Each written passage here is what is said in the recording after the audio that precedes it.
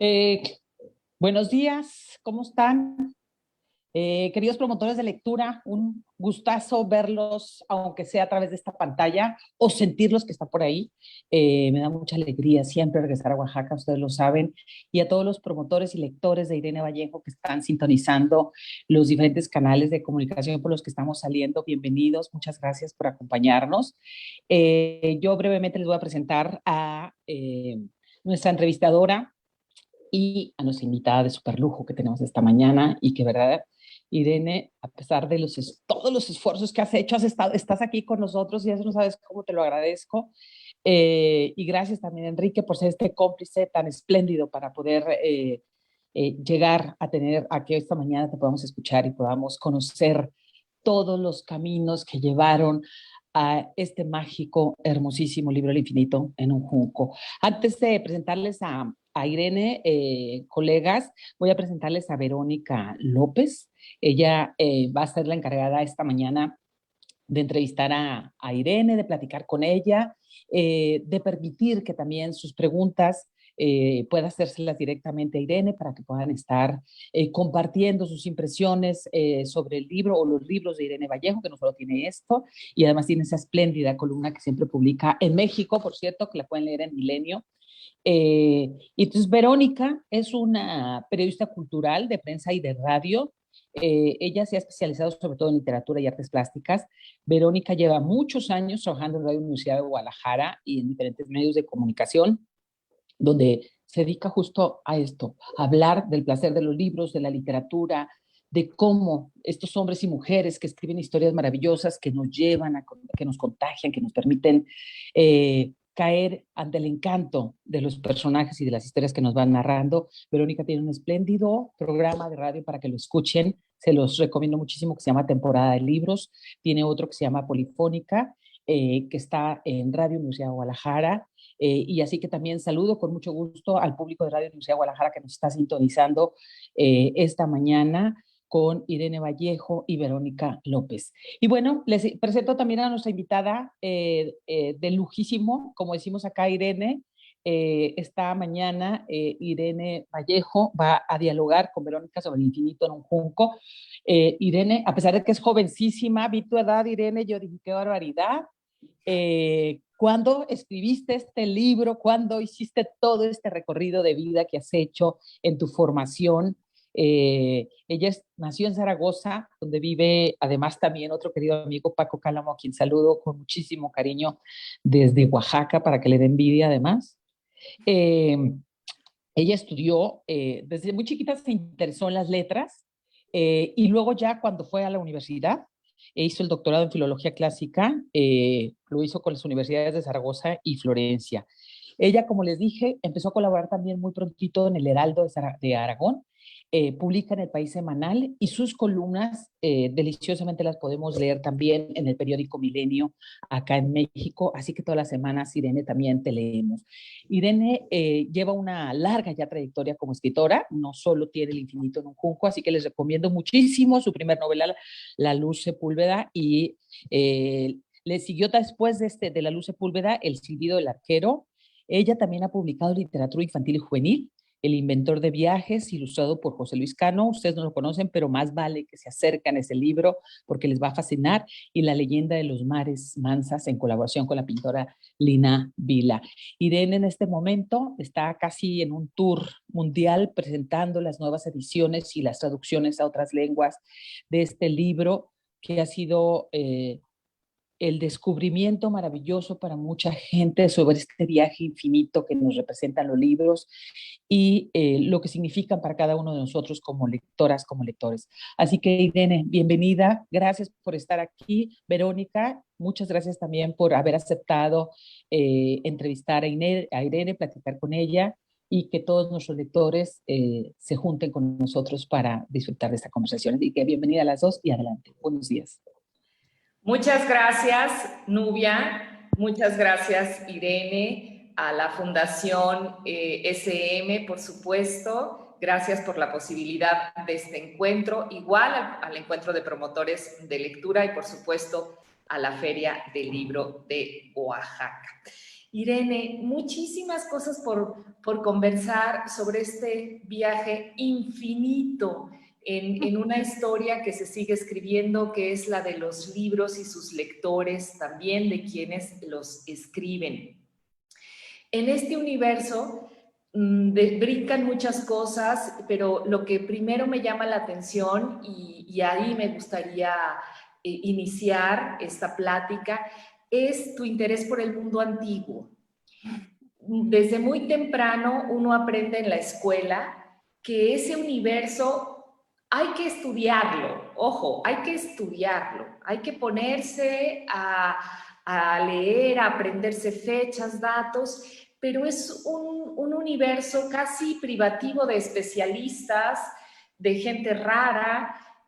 Uno tendrá que aprender lo básico y quedarse con ello, pero pensar en que eso es placentero o que ese universo es cercano es algo rarísimo.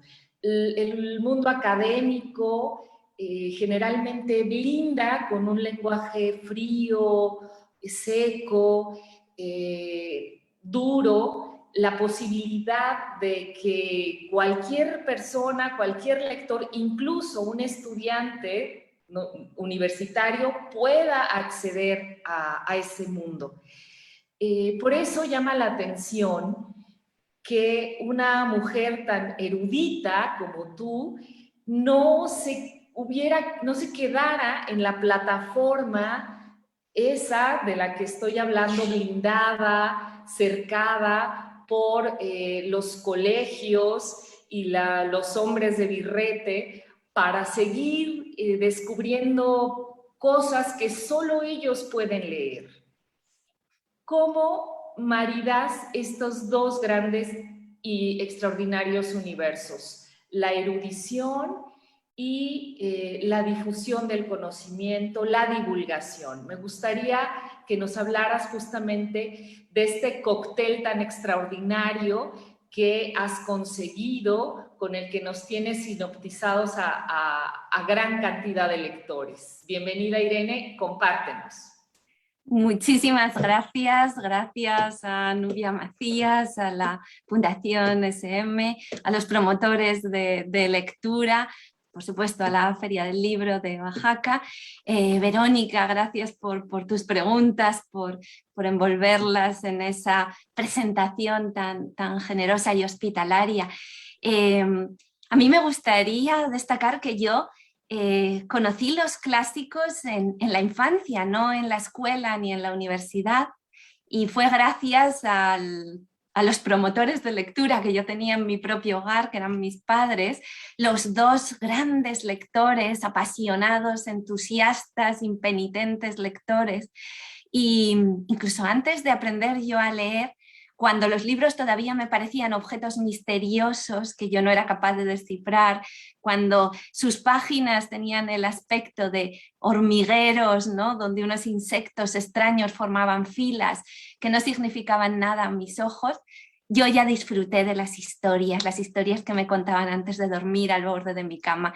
Y así fue como una noche mi padre anunció, con ese talento que tienen los grandes narradores de historias, un relato que me iba a fascinar totalmente, ¿no? Un relato largo y maravilloso.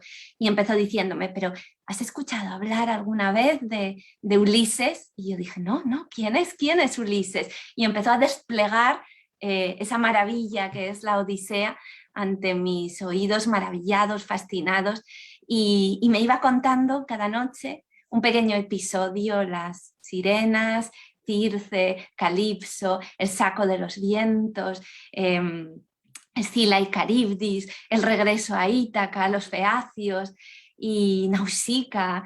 Y así fue como los clásicos, las leyendas de Grecia y Roma entraron en mi vida por ese camino de las noches de fantasía y narración que me regalaban mis padres cada día. Y Y muchas veces solía decirle a mi padre, creo que me convertiste aquella noche en filóloga clásica sin saberlo, ¿no? Decidiste mi porvenir porque me atrajiste al mundo de las leyendas mediterráneas por la vía, por el camino del placer. Y acabó convirtiéndose en mi especialidad universitaria. Sin embargo, yo nunca he olvidado a esa niña que escuchaba extasiada los cuentos de la mitología antigua. Y aunque he pasado por el camino de la investigación, he publicado artículos, he hecho una tesis doctoral, sin embargo yo siempre me remonto a ese deslumbramiento original, ¿no? El deslumbramiento de la narración, de las historias, algo que yo creo que entronca con el talento de Homero, ¿no? Con su deseo de contar historias que dejasen boquiabiertos a los oyentes en aquel tiempo de transmisión oral. Y El infinito en un junco intenta rendir homenaje a ese arte de contar historias, a ese deslumbramiento histórico a través de los siglos, porque los clásicos, en mi opinión, son no esos libros que nos obligan a estudiar en la escuela, en la universidad, sino esos libros que han sido capaces de sobrevivir a las catástrofes y los altibajos de los siglos, gracias al amor de los lectores. Creo que los clásicos son los libros más amados de la historia. Y ahí quería yo reivindicar ese antiguo vínculo entre el lector y la obra, o quien escucha una narración oral y la guarda para siempre dentro de su corazón. Pues así nos tienes deslumbrados de nueva cuenta por leer una historia, escuchando y conociendo, reconociendo a los grandes gobernantes, a los emperadores, a esos ejércitos extraordinarios y crueles, a esos sabios, a esas mujeres también que escribían, que contaban, que acercaban al fuego y a la calidez de la palabra a generaciones. Y de entre ese universo tan de monstruos y dioses en los que ellos también viven, pues hay un pequeño grupo, un pequeño y poderoso grupo que es el de los buscadores de libros, ¿no? En donde tú señalas, pues hay viajeros, hay peregrinos, hay idólatras, hay místicos, hay fanáticos, también hay bibliotecarios. ¿Quién es Irene? Que también es una buscadora de libros. ¿En cuál de estos pequeños e importantes grupos se inscribe? Yo siempre me he considerado lectora por encima de todo, ¿no? Lectora y entusiasta. Intento ser transmisora de esa pasión antigua que va pasando de mano en mano, un antiguo testigo que mantenemos vivo, como quien alimenta una llamita resistiéndose al hecho de que alguna vez se extinga. Y bueno, pues es cierto que El infinito en un junco cuenta historias de emperadores, de reyes, de guerreros, de personajes célebres de la antigüedad, pero para mí los verdaderos protagonistas son anónimos, todas esas personas, desde los esclavos que copiaron libros en tiempos remotos, a los monjes que los salvaguardaron en sus monasterios y abadías, a las mujeres que escribían o que contaban historias mientras tejían con sus telares, los bibliotecarios, los primeros libreros, los profesores y maestras a lo largo de la historia que han enseñado a los niños a leer, renovando un prodigio que viene desde los tiempos de la invención de la escritura y del alfabeto. Todas esas personas son protagonistas de lo que yo creo que es un relato épico, no la épica de la guerra y de la conquista, sino la épica del conocimiento, de la transmisión del conocimiento, evitar que las mejores ideas y los mejores sueños y los versos más hermosos y las imágenes más brillantes y radiantes de nuestra imaginación puedan perderse en el olvido, evitar que naufrague todo lo que hemos logrado construir y pensar y sentir a lo largo de los siglos. Y esa tripulación anónima que va manteniendo el rumbo en el barco a través de las mareas del tiempo, pues son en realidad los auténticos protagonistas de este libro. Es quizá un elogio a la transmisión, a la capacidad de hacer pasar de padres a hijos, generación tras generación, este amor por las historias, por la palabra y por el saber.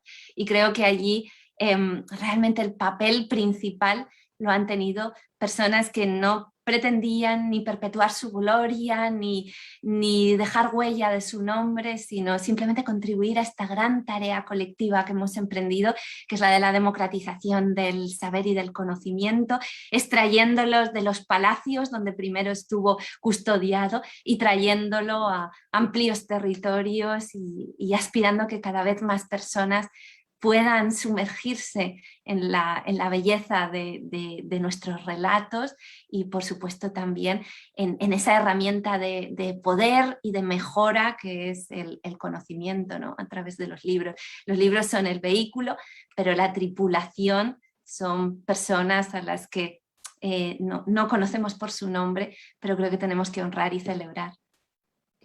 Y en esta democratización del conocimiento, quizá uno de los factores que ha llevado a tu libro a tantas lenguas y a tantas personas que hemos disfrutado, que seguimos disfrutando de su lectura, es la capacidad que has tenido para personalizar el relato. Tu tarea como docente, tu presencia en las aulas con generaciones jóvenes, te hizo aprender que los jóvenes estaban siempre más cerca del aprendizaje en la medida en la que aquello era posible, era susceptible de entrar en la estructura de un relato, ¿no? Tú has compartido eso. Y en este género mestizo que es el ensayo, que te permite tomar licencias y si no te lo permite, pues tú te las has tomado para llenar de anécdotas, llenar de sucesos muy tuyos. Me gustaría que nos hablaras justo de lo importante que fue o de lo consciente que resultó en tu proceso de escritura el personalizar esta historia o estas historias acá contenidas, que decidiste no hacerte a un lado, no dejar al narrador o a la narradora omnisciente allí, digamos, discreta, dando paso simplemente a los personajes y cuidándose de que nadie la descubra, sino que hay una clara posición de decir, aquí estoy, yo he caminado las bibliotecas, las estanterías y quiero compartir esto porque sé que no soy la única. Háblanos un poco de esta voz que es la tuya y que está aquí sin ninguna discreción, hablándonos. Bueno, es ciertamente un experimento, este ensayo, este infinito en un junco, un intento de contar, aunque parezca paradójico, la historia de los libros como si fuera una narradora oral, como lo contaría alguien antes de la existencia misma de los libros. Porque así fue como yo entré y me enamoré de la literatura gracias a la voz de mis padres. Mi madre solía interrumpir el relato muchas veces, tenía estas triquiñuelas de narradora que a veces creaba un suspense, interrumpía, me preguntaba, me interpelaba, me pedía que yo inventase el final de un cuento, estimulando constantemente mi creatividad, y era la dueña del relato y lo administraba, lo dejaba correr, lo interrumpía, lo frenaba, y yo aprendí a amar las historias a través de esa voz tan consciente, ¿no? del artificio y también de la intimidad que produce una historia compartida, y algo de eso quise llevar a este relato, ¿no? A este infinito en un junco. También aprendí de mis alumnos, como bien decías, Verónica, que realmente deja más huella una historia contada con sus personajes, con su suspense, con sus peligros, ¿no? Con su rostro humano, que una idea abstracta. Esto me lo enseñaron mis alumnos en la universidad. Me di cuenta de que ellos en los exámenes recordaban sobre todo las anécdotas, cuando los profesores tendemos a dar especial importancia a la parte abstracta de la transmisión, y en cambio las anécdotas y los relatos los conservamos casi como una propina, ¿no? como un premio que concedemos de vez en cuando para hacer un poquito más lúdico el aprendizaje. Y entonces yo reflexioné si a lo largo de la historia, durante tantos siglos, hemos transmitido el conocimiento a través de historias, a través de fábulas, de poemas, de narraciones, de relatos históricos que han pasado de generación en generación, quizá es porque la estructura del relato tiene una capacidad de impactarnos, de dejarnos huella, que no tiene la abstracción de una idea fríamente formulada. Y entonces me planteé precisamente este reto: si yo era capaz de transmitir lo que había estudiado y averiguado sobre la historia de los libros y los salvadores de libros a través de un dédalo de historias, de un entretejerse, de un tapiz, ¿no? Con muchas hebras en las que cada una de ellas fuera un cuento, como en Las Mil y una Noches, como en el Decamerón de Boccaccio.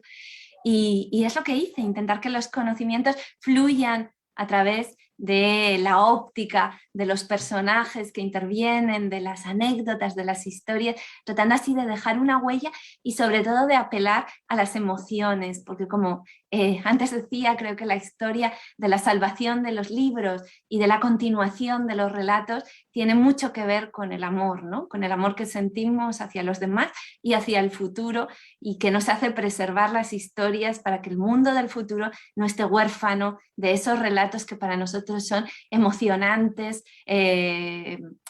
fundacionales. Y por eso pues El infinito en un junco nació un poco de todas esas percepciones, de ese historial de lectora y de oyente de relatos.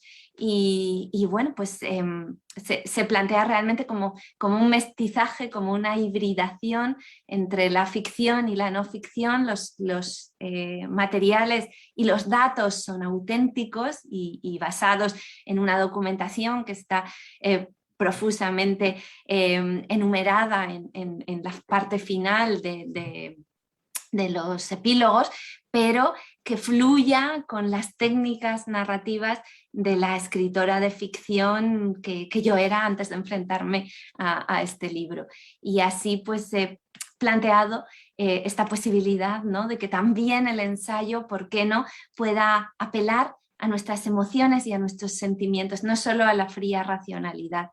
Y así mi propio personaje, mis experiencias, no creo que sean importantes en sí mismas, ni porque yo resulte más interesante que cualquier otra persona, sino solamente porque nos permite reconocernos en una experiencia compartida, la experiencia de la lectura, que es muy peculiar y que produce un fenómeno que para mí es maravilloso, como dos perfectos desconocidos que han compartido el amor por los mismos libros, por las mismas poesías, por las mismas obras de teatro, pueden conversar casi como amigos o como familiares cercanos, porque se sienten parte o nos sentimos parte de un relato compartido, de unas emociones sentidas al unísono, y eso nos aproxima y nos hace sentir una confianza, una intimidad instantánea que es aún más asombrosa, porque muchos de nosotros somos personas tímidas en la vida cotidiana y sin embargo a través de los relatos y de los libros encontramos inesperadas conexiones con desconocidos. Pues qué buena manera de encontrar esos listones entre nosotros que están, gracias a tu voz, llenos de colores y de posibilidades. Vamos a continuar en esta intimidad que genera el acercamiento del relato y de la literatura oral, escuchándote, Irene. Tú has seleccionado previamente algún fragmento o fragmentos de este extraordinario libro, El infinito en un junco, y pues mira, los promotores de lectura estamos alrededor de nuestras pantallas, frente a esta luz que también es un libro, escuchándote.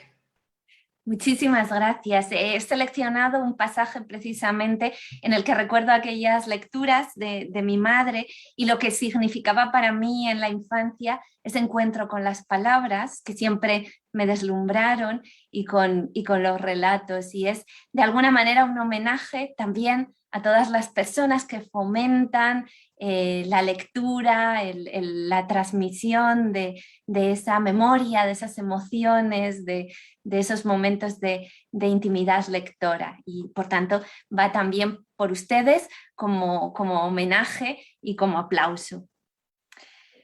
Tú, que lees este libro, has vivido durante algunos años en un mundo oral. Desde tus balbuceos con lengua de trapo hasta que aprendiste a leer, las palabras solo existían en la voz. Encontrabas por todas partes los dibujos mudos de las letras, pero no significaban nada para ti. Los adultos que controlaban el mundo, ellos sí, leían y escribían. Tú no entendías bien qué era eso, ni te importaba demasiado, porque te bastaba hablar. Tus primeros relatos entraron por las caracolas de las orejas. Tus ojos aún no sabían escuchar. Luego llegó el colegio, los palotes, los redondeles, las letras, las sílabas. En ti se ha cumplido, a pequeña escala, el mismo tránsito que hizo la humanidad desde la oralidad a la escritura. Mi madre me leía libros todas las noches, sentada en la orilla de mi cama. Ella era la rapsoda, yo su público fascinado. El lugar, la hora, los gestos y los silencios eran siempre los mismos, nuestra íntima liturgia. Mientras sus ojos buscaban el lugar donde había abandonado la lectura y luego retrocedían unas frases atrás para recuperar el hilo de la historia, la suave brisa del relato se llevaba todas las preocupaciones del día y los miedos intuidos de la noche. Aquel tiempo de lectura me parecía un paraíso pequeño y provisional. Después he aprendido que todos los paraísos son así, humildes y transitorios. Su voz. Yo escuchaba su voz y los sonidos del cuento que ella me ayudaba a oír con la imaginación.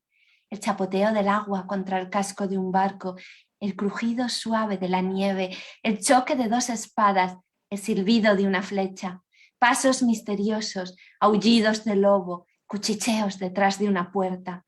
Nos sentíamos muy unidas, mi madre y yo, juntas en dos lugares a la vez, más juntas que nunca, pero escindidas en dos dimensiones paralelas, dentro y fuera, con un reloj que hacía tic-tac en el dormitorio durante media hora, y años enteros transcurriendo en la historia, solas y al mismo tiempo rodeadas de mucha gente, amigas y espías de los personajes. En esos años fui perdiendo los dientes de leche, uno a uno. Mi gesto favorito mientras ella me contaba cuentos era menear un diente tembloroso con el dedo, sentirlo desprenderse de sus raíces, bailar cada vez más suelto, y cuando finalmente se partía, soltando unos hilos salados de sangre, colocármelo en la palma de la mano para mirarlo. La infancia se estaba rompiendo, dejaba huecos en mi cuerpo y añicos blancos por el camino, y el tiempo de escuchar cuentos acabaría pronto, aunque yo no lo sabía. Y cuando llegábamos a episodios especialmente emocionantes, una persecución, la proximidad del asesino, la inminencia de un descubrimiento, la señal de la traición, mi madre carraspeaba, fingía un picor de garganta, tosía. Era la señal pactada de la primera interrupción. Ya no puedo leer más. Entonces me tocaba suplicar y desesperarme. No, no lo dejes aquí, sigue un poquito más. Estoy cansada. Por favor, por favor. Interpretábamos la pequeña comedia y luego ella seguía adelante. Yo sabía que me engañaba, claro, pero siempre me asustaba. Al final, una de las interrupciones sería de verdad y ella cerraría el libro, me daría un beso y me dejaría solas en la oscuridad para entregarse a esa vida secreta que viven los mayores por la noche, sus noches apasionantes, misteriosas, deseadas, ese país extranjero y prohibido a los niños. El libro cerrado se quedaría sobre la mesilla, callado y terco.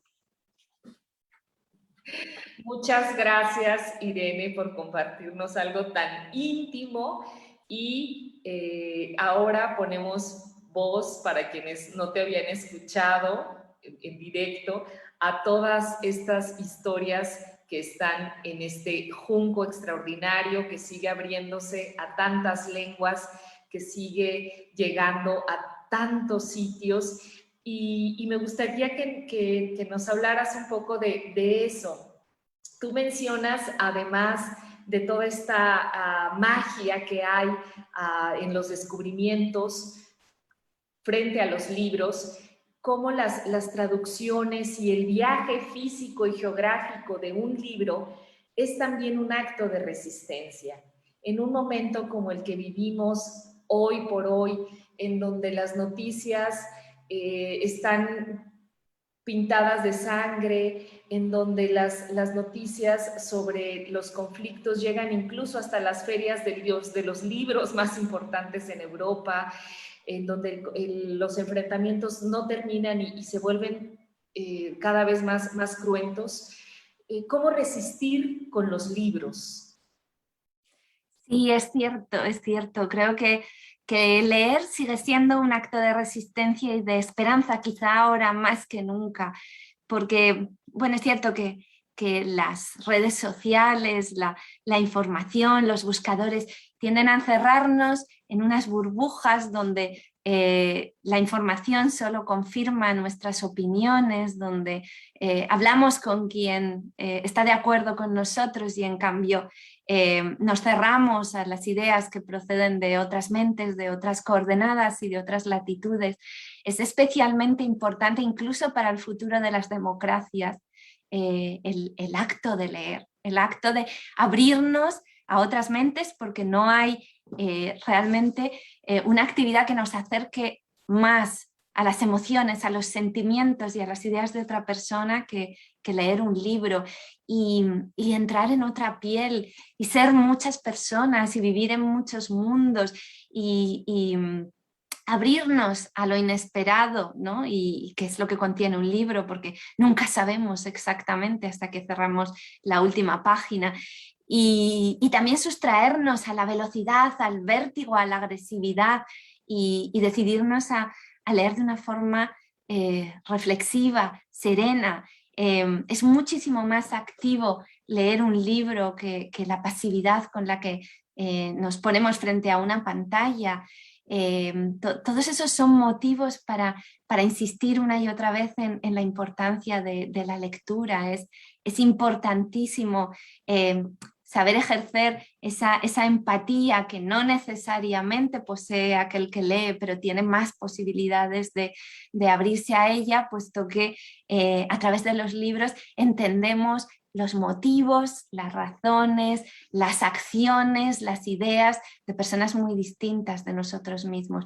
Y el ponernos en el lugar de otros es esencial para proteger las sociedades abiertas, el diálogo, todo lo más valioso que hemos cosechado y que hemos construido y que creo que se transmite a través de la educación, que esencialmente se basa y se sustenta en actos de lectura. A mí me parece hermoso que del latín viene la palabra inteligencia e intelecto, que tiene dentro la palabra lectura, intelecto. La inteligencia consiste en leer el mundo como si fuera un libro, y para esa lectura del mundo nos adiestran los libros que nos enseñan a entender, a interpretar, a salir de nuestra propia parcela de intereses egoístas y tener una imagen más amplia del mundo. Para eso nos ha ayudado también la traducción, que ha permitido la existencia de la literatura universal y por tanto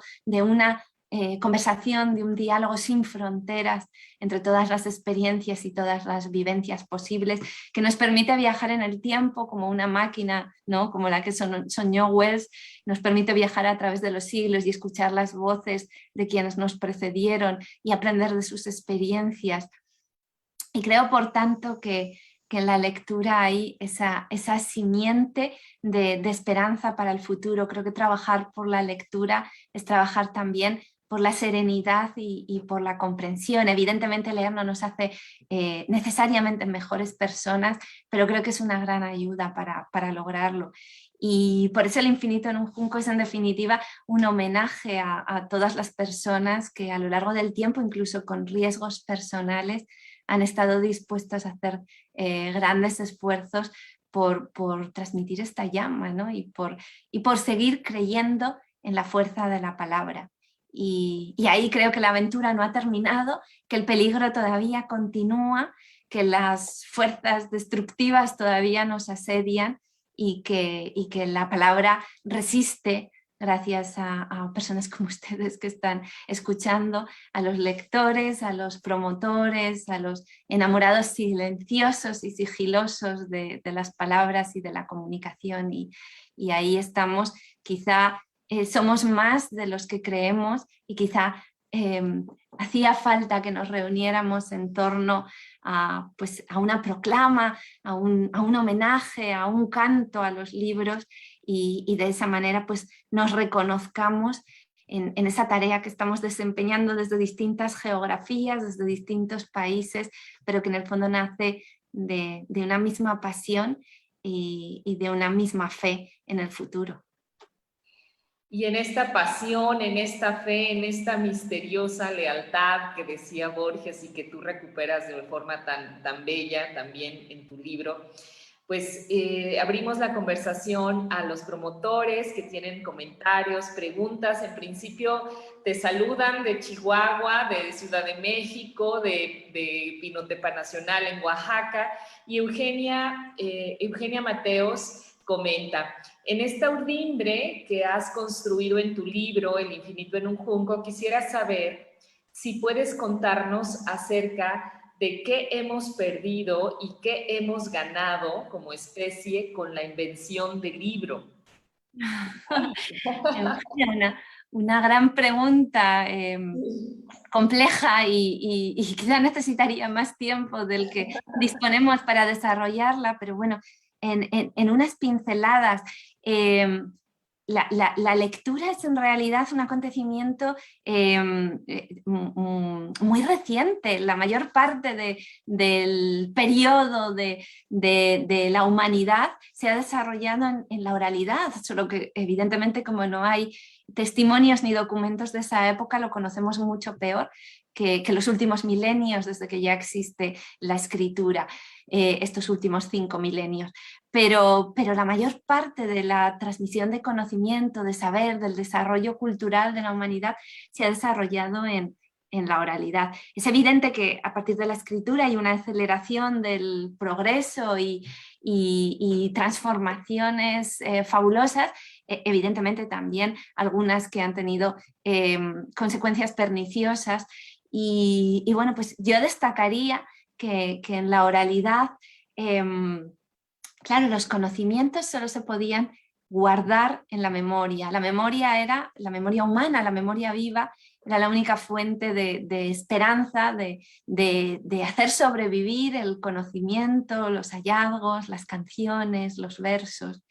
Pero la memoria humana tiene un límite, lógicamente. Entonces, aquellos antepasados nuestros se esforzaban por desarrollar al máximo la memoria, eran atletas del recuerdo, pero aún así pues había muchas cosas que no podían transmitir, y las que transmitían eran en su mayoría conocimientos ortodoxos, compartidos por la sociedad. Había menos espacio para la supervivencia de las ideas rebeldes, revolucionarias, transformadoras, porque lo que pasaba de generación en generación era aquello que la mayor parte de la tribu compartía y sentía como propio. Entonces, algo que hemos ganado con la escritura ha sido la filosofía, la posibilidad de la disidencia, el hecho de que una idea quizá no triunfe en su momento, pero quede guardada en el cofre de un libro para tener nuevas oportunidades en el futuro.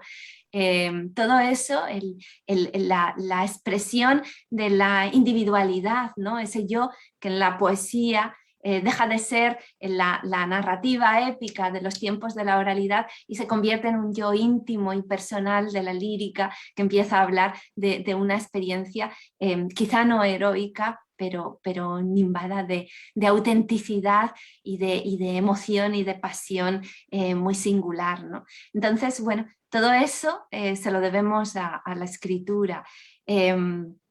Por otro lado, evidentemente, en la oralidad los relatos estaban vivos, no estaban fijados, sino que fluían, se transformaban, eran una improvisación permanente.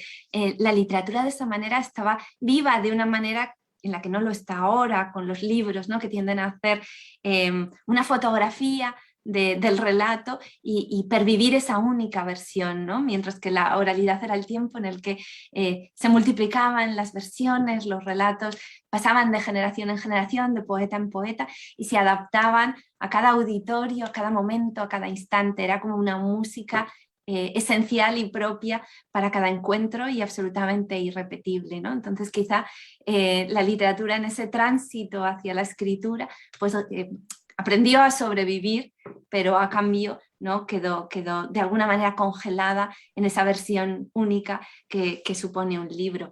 Y bueno, pues es entre los primeros, los que vivieron ese tránsito, pues hay quienes, como el propio Sócrates y Platón, pues lamentaban que los libros son mudos y silenciosos y no contestan, cuando en la época de la oralidad y de la transmisión, pues todo era vivo, todo era presencial, que diríamos en estos tiempos, y a la palabra del narrador siempre podía interrumpir o contrariar o ampliar la pregunta, la versión, las ideas de quienes escuchaban.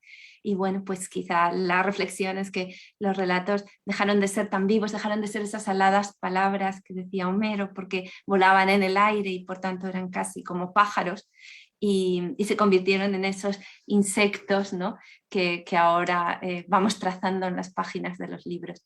Pero aún así y todo, creo que hemos salido ganando con la invención de la escritura. Creo que se ha convertido en una fuente de posibilidades infinitas. Ya no hemos tenido que empezar de nuevo generación tras generación, porque contamos con el tesoro y el legado de lo que pensaron las mentes más brillantes del pasado, y creo que eso es un gran logro, es una gran victoria sobre el poder enorme de la destrucción y del olvido.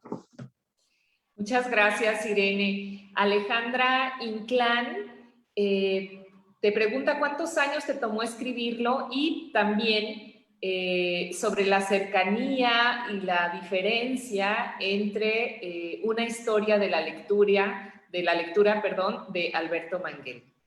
Sí, bueno, Alejandra, dos preguntas muy interesantes. Veamos, yo siempre digo que respecto a los años que lleva un libro, siempre lo escribes en un periodo concreto de tu vida, pero toda tu existencia y toda tu experiencia y toda tu memoria laten dentro de ese libro. Entonces, podría decir unos años y toda una vida, y sería cierto. Realmente El infinito en un junco se nutre de una tesis doctoral que escribí, a la que dediqué 4 años, sobre la historia de la lectura en la antigüedad y sobre el canon literario, cómo había empezado a forjarse el canon literario y cómo la idea misma, el concepto mismo del canon ha determinado la preferencia o la supervivencia de unas obras sobre otras. También cómo las mujeres fueron excluidas de ese canon, y cómo ese canon pues, ha mantenido algunos prejuicios al mismo tiempo que ha salvado ciertas obras. Y todos esos temas me resultaron apasionantes como objeto de investigación durante aquellos 4 años. Una vez terminada la tesis y conseguido el doctorado, me di cuenta de que yo necesitaba volver a relatar toda esa historia que había documentado como investigadora de una forma mucho más literaria, de acuerdo con mi sensibilidad creadora. Y eso es lo que he hecho con otros 3 años más de trabajo, y un año para pulir el libro junto con mi editor trabajando en España. Así que en conjunto, si sumamos todo este trayecto, serían 8 años, entre 8 y 9 años de trabajo, aunque no todos esos años tenían como meta la escritura de este libro, sino entendiendo en un sentido amplio también el periodo de documentación. Pero es un periodo largo, muy largo de mi vida, y realmente entiendo que en este libro hay una suma de distintos periodos de mi trayectoria, de mi camino, ¿no? Lo que aprendí como investigadora en la universidad, lo que aprendí como periodista de mis compañeros sobre divulgación, sobre transmisión de ideas complejas para un público lo más amplio posible, y lo que he aprendido como escritora de ficción sobre el relato, sobre la evocación de personajes, de épocas históricas, sobre el ritmo del relato y sobre cómo hacer en definitiva lo que siempre deseamos los escritores, que es que el lector quiera pasar la siguiente página y saber qué sucede a continuación. Y entonces es el resultado, la síntesis de todas esas experiencias y de todos esos periodos de mi vida. Y en cuanto a la historia de la lectura de Mangel, pues realmente este libro es un homenaje. Hay 3 elementos esenciales en el libro. Es evidentemente la obra de Borges, que convirtió el género de la disquisición sobre libros en un género literario por derecho propio. Humberto Eco, que hizo con El nombre de la rosa y después sus posteriores ensayos, también una maravillosa transformación del ensayo literario, y por supuesto Mangel, que se dedicó más concretamente a esta historia de la lectura. Él fue quizá quien me descubrió en la adolescencia que no hemos leído siempre de la misma manera en todas las épocas, y quien me empujó amablemente a interesarme por este tema en mis estudios académicos. Yo creo que he dialogado con el libro de Mangel, he añadido algunas inquietudes propias, como por ejemplo buscar la presencia de las mujeres como transmisoras de conocimiento, como figuras intelectuales a través de la historia, incluso en la antigüedad, cuando parece que están ausentes y sin embargo podemos descubrir huellas y restos de su paso y de su inmensa aportación en la historia.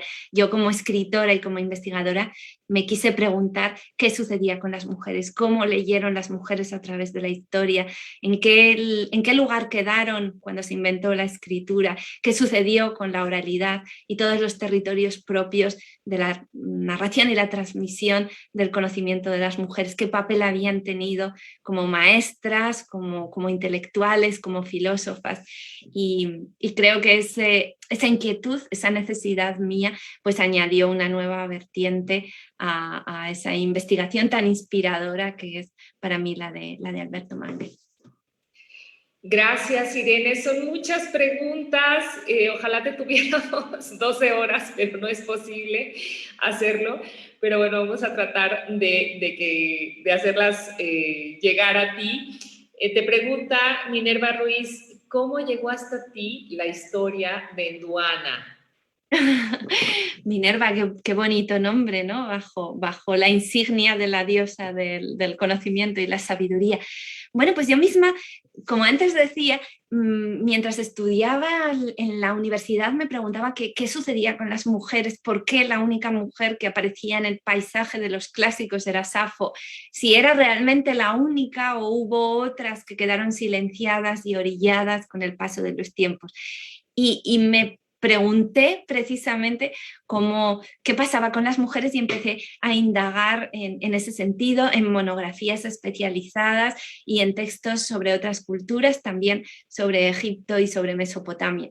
Y allí fue donde di con este asombroso hallazgo de la aparición de Enheduanna, que es esa primera voz que firma su obra en la historia de la humanidad, digamos el principio de la literatura con nombre propio, que sea una mujer, me pareció un hecho absolutamente fascinante cuando tuve que indagar en historias de la literatura y del conocimiento específicas, muy especializadas sobre la antigua Acadia y Mesopotamia, y me pareció asombroso que un dato de esa magnitud para la historia del conocimiento solo se encontrara en nichos de altísima especialización, cuando ni en la universidad, ni en los colegios, ni en los libros de texto nos cuentan que la historia de la literatura empieza con una voz de mujer. Y me pareció un dato que era necesario rescatar para el gran público, también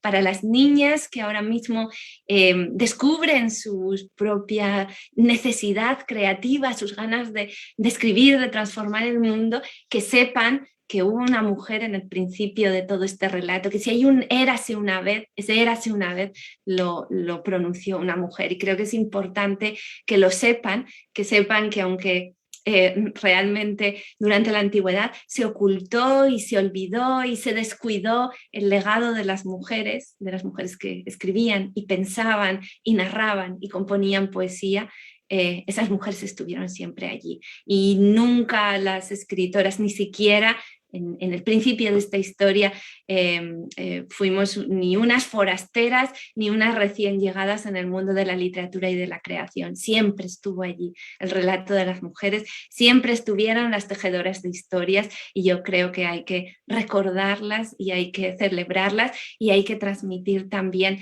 ese conocimiento que intentaron que se olvidase. Muchas gracias, Irene. Hay de verdad una participación tan entusiasta de quienes ahora están conectados contigo, con tus historias, con lo que antes y nos has contado y con lo que ahora podemos leer en El infinito en un junco. Mira, desde España, Kiko de la Rosa te pregunta, por favor, Irene, cítanos los títulos más importantes que te leía tu madre, esos títulos que recuerdas y que te cautivaron tanto, como ya nos dejaste claro con esta lectura tan bella que nos compartiste. Bueno, pero fueron muchos años de lecturas compartidas. Como ya he dicho, todo empezó con la Odisea. La Odisea me la contó mi padre, pero la mayoría de los relatos vinieron de los labios de mi madre.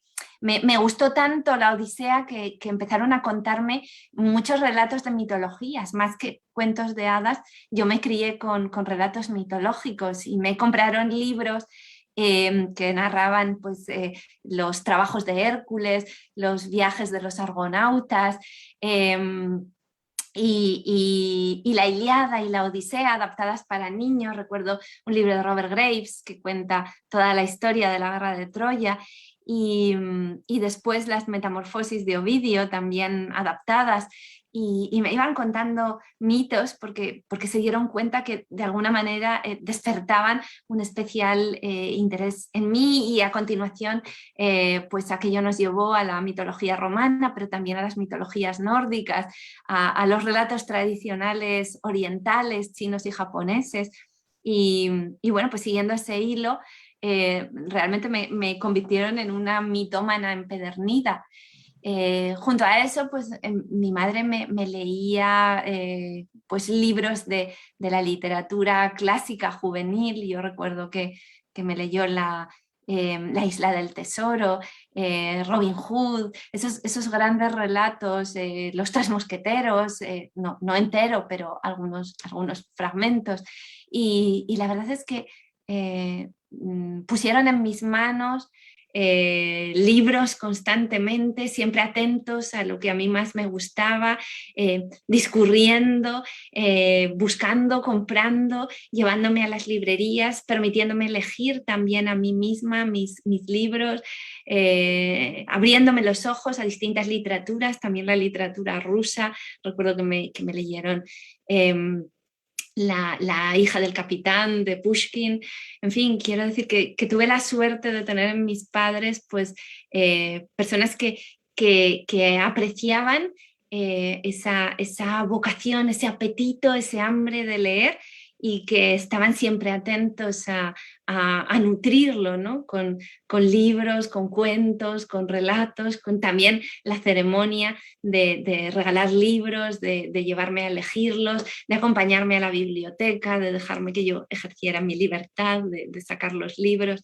Así que, bueno, el Infinito en un Junco está dedicado a mi madre, y es porque creo que probablemente no habría sido la persona que soy, y quizá ni siquiera una escritora, si no hubiera sido por aquella infancia en la que me animaron a crear, a aprender, a descubrir y a relacionarme con los libros como verdaderamente amigos, ¿no? Qué importante nos resulta esta confesión de la presencia de tu madre como la figura que de forma más determinante te acercó justamente a los libros, y por eso la relevancia de la promoción de la lectura, de esos anónimos y anónimas que andan por los caminos, por las aulas, por los espacios abiertos y cerrados, compartiendo lo que se escribe.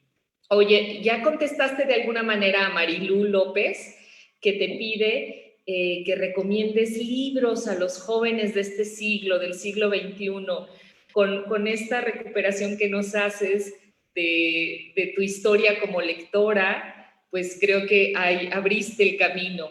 ¿Qué recomendarías para estos jóvenes? Ay, es que es difícil hacer una recomendación para todos, porque en realidad cada lector es insobornablemente distinto a todos los demás, y responde misteriosamente a unos relatos más que a otros, ¿no? Y es posible que con los niños, ahora me pasa a mí con mi hijo, pues todo consiste en una búsqueda, ¿no? En que tengan la paciencia de esperar el libro que les provocará un deslumbramiento, ¿no? El libro que les emocionará, que les hará reír. Hay lectores que desean encontrarse con su propia experiencia, identificarse. Hay lectores que desean conocer nuevos mundos y por tanto que los transporten a realidades totalmente distintas de la suya. Es misterioso lo que hace que cada lector sienta el calor del fuego, ¿no? De la hoguera, de los cuentos y de las historias, en unas páginas sí y en otras no.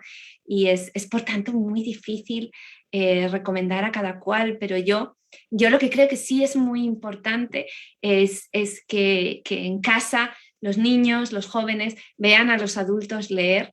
No simplemente limitarse a pontificar sobre la importancia de la lectura y la escritura, sino que ellos lo vean, lo contemplen, lo asocien realmente al placer, ¿no?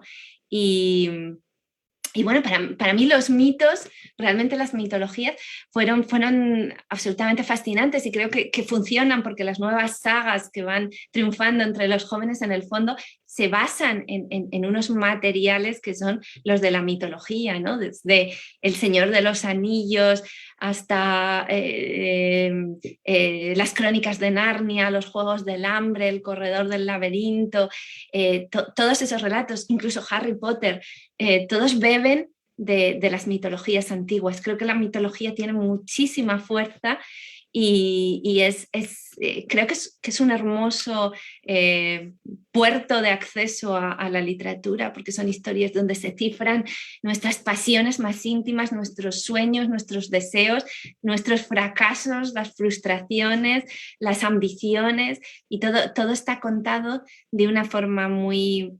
leal, sin esconder, sin embellecer, sin edulcorar, con una fuerza y una potencia narrativa que viene desde siglos muy remotos y ha sobrevivido a lo largo del tiempo porque ha sido capaz de hablar al corazón de muchos lectores. Así que yo confío en las mitologías griega, romana, nórdicas, los cuentos tradicionales de todas las culturas. Creo que es un grandísimo punto de partida para conocerse, para reconocerse para viajar mentalmente y para, en definitiva, leer la literatura más profunda de lo que somos como seres humanos. Y yo empecé por ahí y recomendaría pues buscar en ese enorme manantial de relatos y de tradiciones, y así, de paso, no dejar morir tampoco ni caer en el olvido lo que significan nuestras raíces y los relatos de nuestros antepasados. Muchísimas gracias por compartirnos tu viaje, Irene, el proceso de tu escritura y el que ahora vives con tantísimo entusiasmo, que es el de acercarte a quienes te leemos. Agradecemos a todas las personas que nos siguieron, tanto en el Facebook de la FILO, de la Feria Internacional del Libro de Oaxaca, como de la Fundación SM. Gracias a la audiencia de Radio Universidad de Guadalajara, que también ha seguido atenta esta conversación. Y, por supuesto, gracias a ti, Irene, por hacer patente la tesis principal de El infinito en un junco, la sabiduría, lo que nos regala la lectura, los libros. No solo es la lucidez, es la alegría de quien sabe, que conoce y que es posible conocer más cada día a través de estos signos que agrupados nos descubren el universo. Gracias por compartirnos esa vitalidad y esa energía que está en tu voz y está en cada palabra que aquí nos has dejado. Muchas gracias, Fundación SM. Muchas gracias, Feria Internacional del Libro. ¿Podría decir unas últimas palabras de agradecimiento para el público, para los lectores mexicanos? Un enorme raudal de agradecimiento.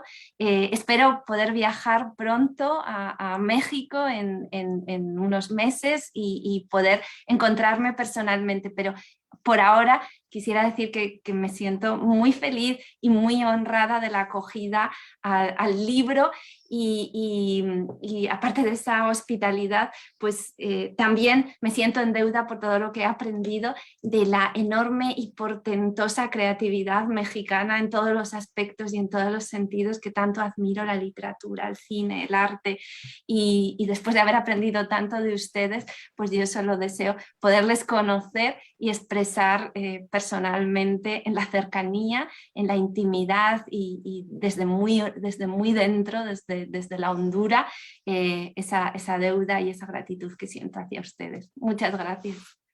Gracias a ti y hasta muy pronto.